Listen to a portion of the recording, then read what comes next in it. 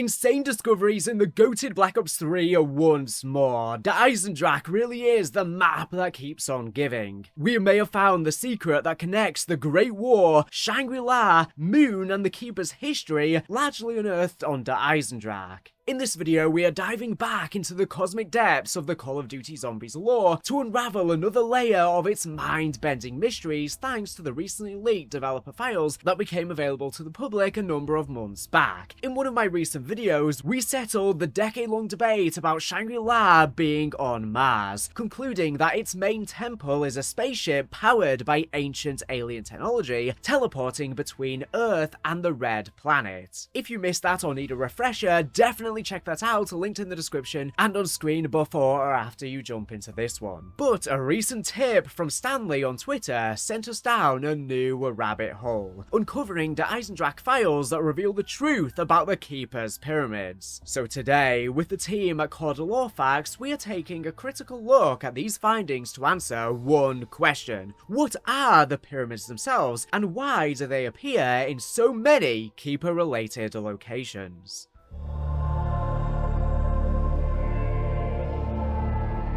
The investigation kicked off with Stanley's tip about overlooked the EISENDRACH files. He had seen some of our content lately on the developer documents, hi Stanley if you happen to be once again watching this video, and was specifically mentioning the Keeper boss on the EISENDRACH. He wondered if there was anything more than what we are told reflected in the documents, and so asked me to take a look on Twitter. At the time I told him what I found looking right then. All I could see is that it was called an Archon Navigator and not much else was in the documents about their lore.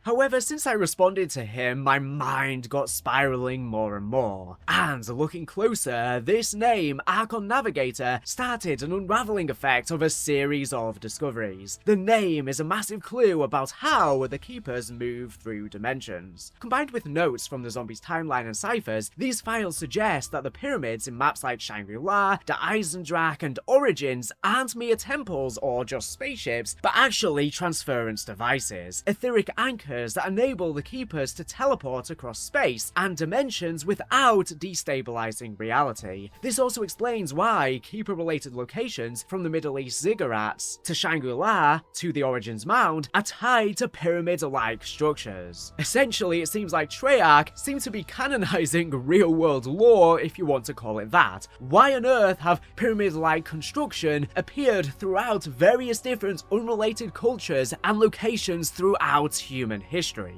Well, in the Zombies universe, they all seem to have been influenced by the Keepers. Let's dive into the evidence and see how it all connects.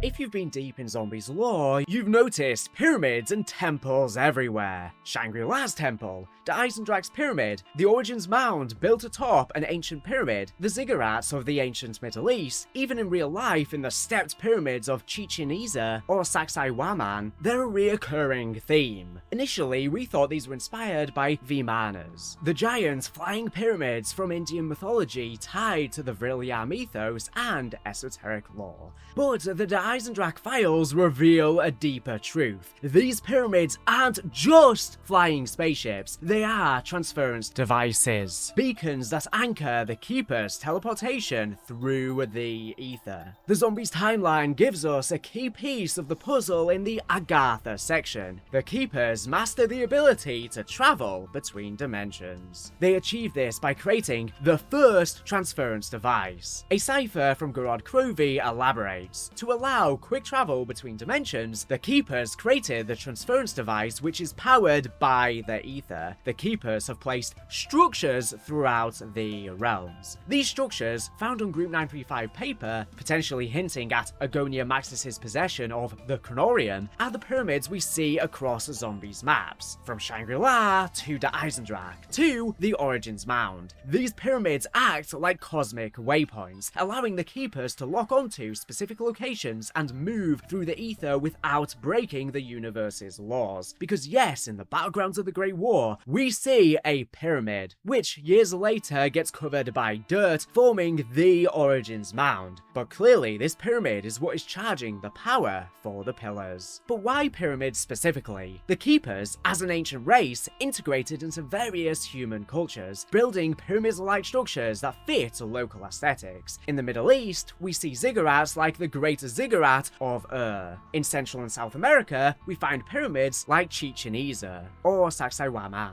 The Origins Mound, though modified by human hands with Element 115 runestones, sits atop a colossal ancient pyramid, likely Keeper in origin, when the Keepers aided humanity and the Templar Knights in the Great War. In the EISENDRACH'S Undercroft, we see a stone pyramid similar to the Moon Pyramid device, the MPD. In Shangri-La, the Great Temple, even Nan Madol, with its submerged runes on Zetsubo no Shima, might have once housed a pyramid lost to the sea. These have been identified in the real world as cultural artifacts, but in the Aether's history, this document suggests they were functional, serving as etheric beacons for Keeper teleportation. As we know, they mastered interdimensional travel through the dimensions. Unlike the humans or apothegons travel, which broke the universe, theirs cut like a sharp blade, clean and undetectable.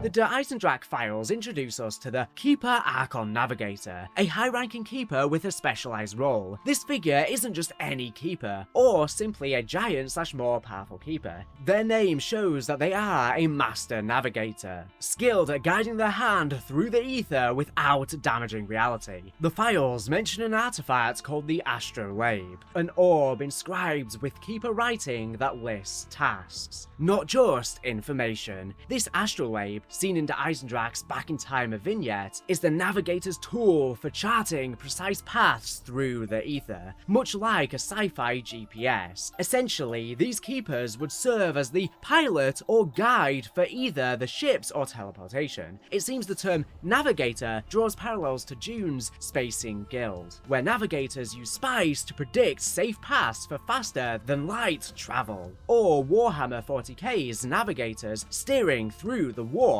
using the Emperor's psychic beacon. In the EISENDRACH, Group 935 studies the Astrolabe, and Groff refers to the navigator's appearance as a keeper manifestation when he tries to steal the Moon Pyramid device. Attention all stations! We have a security breach! We have a keeper manifestation within the facility! The MPD is under threat! This shows the navigator's skill. He can teleport massive objects like the MPD with pinpoint accuracy, moving from one pyramid's beacon to another. This is how we see it steal the MPD and bring it right to Earth in a single moment in the Easter egg, likely sending the stone one back to the moon as well, flipping. This explains how the Shangri-La temple teleports to Mars during the eclipse, where you don't exactly feel like space-time has shifted so much so. It is a space-time transference device, locking onto its original Martian coordinates from eons ago, when it served as a keeper beacon on the habitable Mars, and potentially also returning to a time when Mars was habitable. Hence why we see it on the moon loading screen, with one even seen flying in the sky. This is notable, though, as one of the only 2 times we see someone manage to time travel with one of these, and the points seem to be fixed. The only other time we see teleportation and opening rifts not seen to affect the fabric of the universe is when using the summoning key. And to me, I find that interesting because lots of people, when we were first introduced to the summoning key on Shadows of Evil, were speculating that it looked very similar to the focusing stone that you of course place in the middle of the glyph in the Moon Easter egg quest, to allow it to be filled with souls, which in turn eventually releases Samantha. Similarly, on the EISENDRACH, you place the summoning key literally in the exact same glyph in front of the pyramid device, where you fight the corrupted navigator keeper.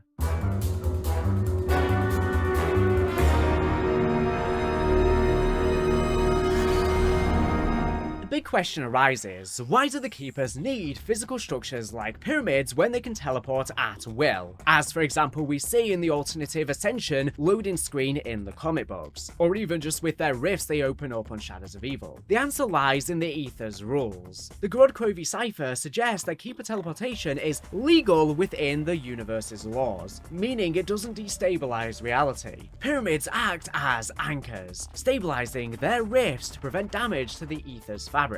Think of them as mini beacons, like the Emperor's golden throne in Warhammer 40k, guiding ships through the chaotic warp. Each pyramid is a waypoint, ensuring precise and safe travel through space, and perhaps even time. Richtofen's matter transference device was capable of time travel, so there is no reason the Keeper equivalent would not be the same, especially looking at the Richtofen from the Great War as well. He found an ancient teleporter with Pablo and used it to escape to Alcatraz, almost certainly one of these Keeper pyramids, perhaps even the mound itself. This is why I even speculated within my entire storyline video. The Keepers created the first transference devices. This has to be it. For how else was he able to teleport to Alcatraz to cryo-freeze himself? This is notable as the only other example we see of time travel from these Keeper teleporters, and it took Richtofen a monumental amount of effort at arguably the peak of his intelligence and power to control it in any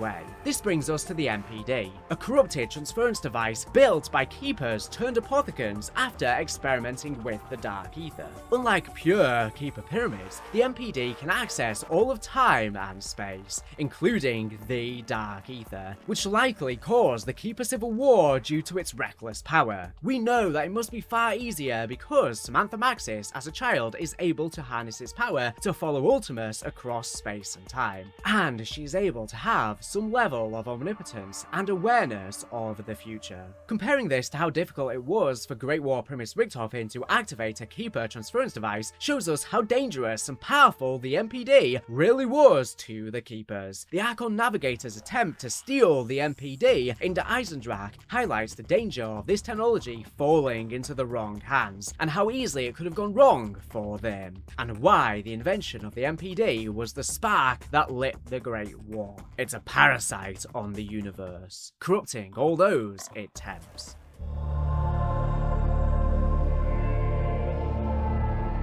This new understanding ties directly back to Shangri-La. In our initial video on this topic, we concluded that the temple is a Vimana-like spaceship, moving between Earth and Mars. Now we see it's a transference device, a pyramid beacon built by a faction of Keepers. The Dropa stones, found in Shangri-La, 5 and Moon, hint at an ancient alien crash in the Himalayas, possibly by these Keepers or their Vril-inspired allies. The Moon loading screen, showing Shangri-La's temple on the lunar surface, supports this, suggesting the temple moved through the ether using its beacon functionality before crashing on Earth. And it seems likely this Archon Navigator may very well be the one who originally placed the pyramid device in the Himalayas. The Keeper's fractured nature explains the variety of pyramid designs. Different Keeper factions, embedded in human cultures, built structures suited to their surroundings. Ziggurats in the Middle East, stepped pyramids in the Mesoamerica, or the Origins Mound.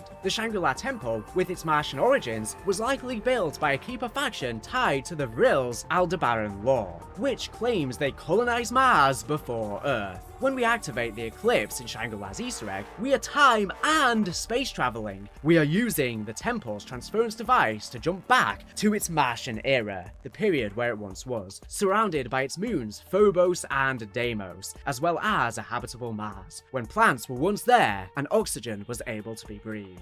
The devices may also explain how certain Keepers ended up isolated and cut off. Their transference devices no longer functioned and leaving them trapped somewhere, like Nan Sapwa at Pompeii. Speaking of, I did a whole video diving into the lore of him that you can also check out, linked on screen and in the description, as well as going over a cut alternative ending to the Easter egg. Similarly, I went over a video going over these Keeper Archons within my true origin story of Shadows of Evil, where we talked about its lost ties to Mob of the Dead, as well as its rich Keeper lore, tying into the Battle of Ugarit. Very interesting video, again linked on screen and in the description. Regardless, the EISENDRACH files also reveal reveal how Group 935 mastered dimensional travel. By studying the Astrolabe and the Archon Navigator's abilities in the Deceptio fracture, they gained insights into Keeper technology. This led to the creation of Glock, the bell-shaped device in Der Riese, which functions as a pyramid-like beacon. Obviously, this is the Nazi conspiracy-inspired inspiration for Group 935's teleporters. This is why we see it being studied within the room they construct the teleporter in Der EISENDRACH. This also means that in the Giant, when Maxis says the beacon is lit, I see it. The beacon is lit. I know where and when you are. he's referring to Glock's activation, signaling to Agatha, the Aether's heart, that a path is open, and then he is able to follow their actions. This explains Maxis' ability to move undetected in the Agonia fracture, using the Glock as a Keeper-style anchor, and how the Primus crew hop between the fractures without their teleportation further destroying the Aether. The Origins Mound is also seemingly a transference device, guarded by the human order and built on a Keeper pyramid, further showing how ancient humans and Group 935 adapted Keeper technology. The runestones, forged with Apothecary Scent Element 115, were rearranged by Group 935, but the underlying pyramid structure is Keeper in origin, serving as a transference device.